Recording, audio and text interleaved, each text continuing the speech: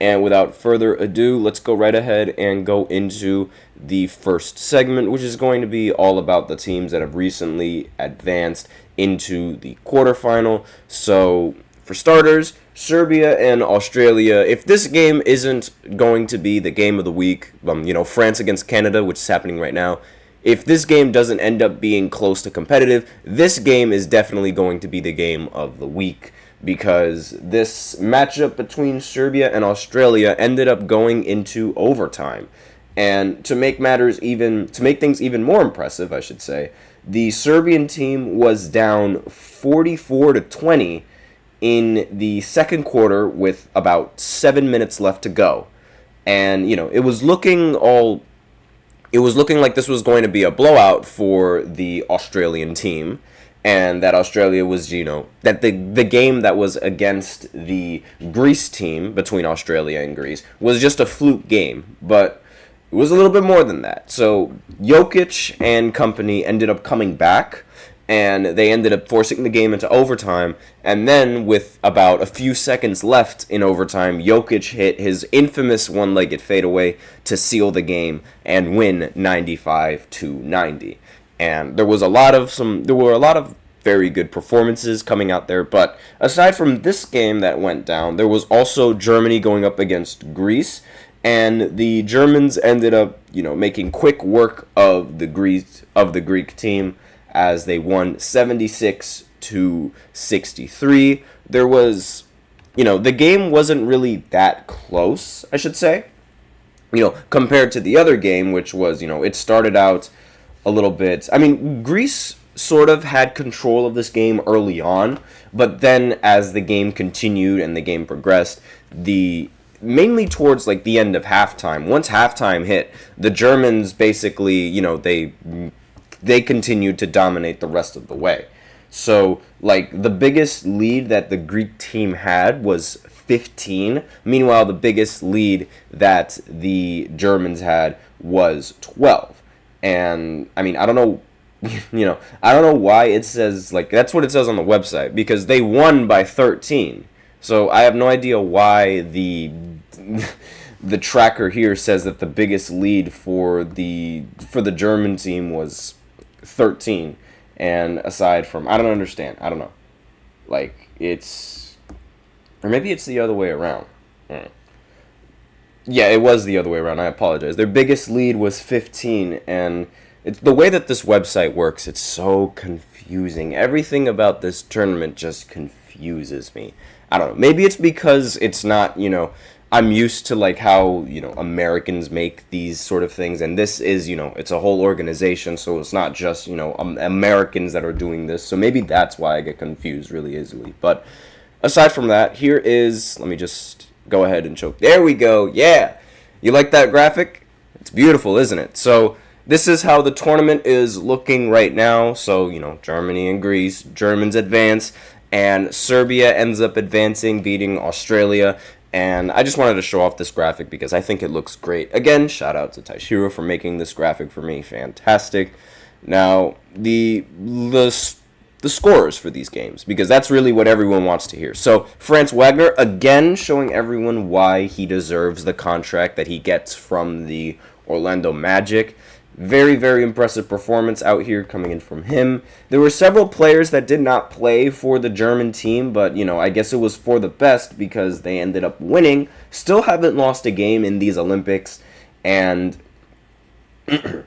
Franz Wagner, 18 points, 3 rebounds, 2 assists. Also ended up going 8 for 17 from the field, as well as 7 for 11 from inside the arc, except the only real downside for this performance was his 1 for 6 shooting from 3, and that's really sort of been like, that was one of the reasons why I thought the acquisition and the contract that he was getting from the Orlando Magic was a bit much because of his flimsy three-point shooting. But aside from that, he's by far been the most important player for the German team, and along with Dennis Schroeder, who is, he's always been the best player for Germany for, the longest time. We see him play in FIBA, every single year, and we see him play for the Germans every single year that he can.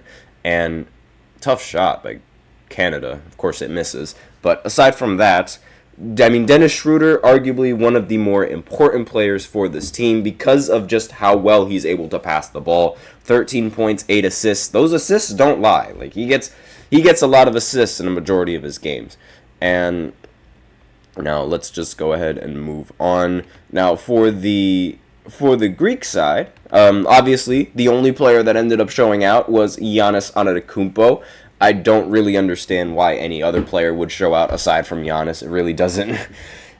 It would take a miracle. Let's just put it that way. It would take a miracle for any other player aside from Giannis to outshine Giannis. Like, it's really like everyone else on the Greek team, they didn't really play that well. There were several players that ended the game with 0 points, and there were several players that ended with just, in single digits. That wasn't going to help the Greek team against this German team. And Giannis only ended up, I say only getting 22 points, but that is a very solid performance for, an Olympic game. Getting 22 points, very, very solid.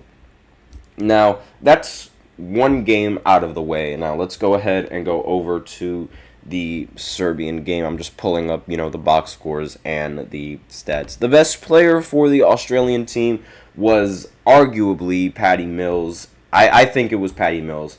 But if you think it was someone like Josh Giddey, who ended with 25 points and ended with 5 rebounds and 4 assists, then go right ahead.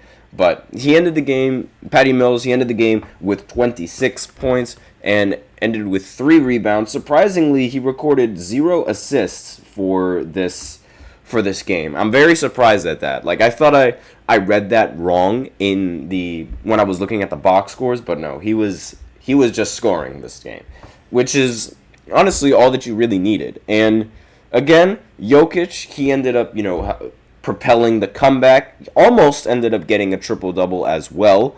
Would be one of 3 players, I believe, to get a triple-double in the Olympics. 21 points, 14 rebounds, again, 1 assist away from capitalizing on that triple-double. Also, Bogdan Bogdanovic, he ended the game with 17 points, and I would go over to a slide, but there we go, I don't know why it was stuck there, but anyways, Bogdan ended the game with 17 points, 5 rebounds, and 6 assists. Just fantastic scoring from him. And, he wasn't that efficient from the field, but, he was, aside from Jokic, the best scorer for the Serbian team, and definitely helped them. But really, this was a Jokic show. This was just all Jokic. Jokic did basically all that he could. And as of right now, just a little bit of an update on the score between France and Canada. 42-29 right now in favor of France. France is loving that home court advantage. So it's looking like this, what I thought was going to be the game of the week, it's starting to look like it's not really the game of the week, as France hits another 3-pointer to make the score 45-29. So this is just, it's not looking good for Canada right now. If this is, I don't know. Would you call this a choke? Let me know in the comments. If Canada loses, would you call this a choke? Or would you call it, because the French team isn't that bad. They're just 2-1 compared to Canada being 3-0. And, they do have home court advantage, however you want to call it. So I don't know if you would call this really a choke from Canada. Not to mention Victor Wembanyama being on that team is just perfect for the French. But aside from that, great overall, just fantastic performance coming in from all of these players and coming in from these teams. And again, these are how the standings are looking at so far right now.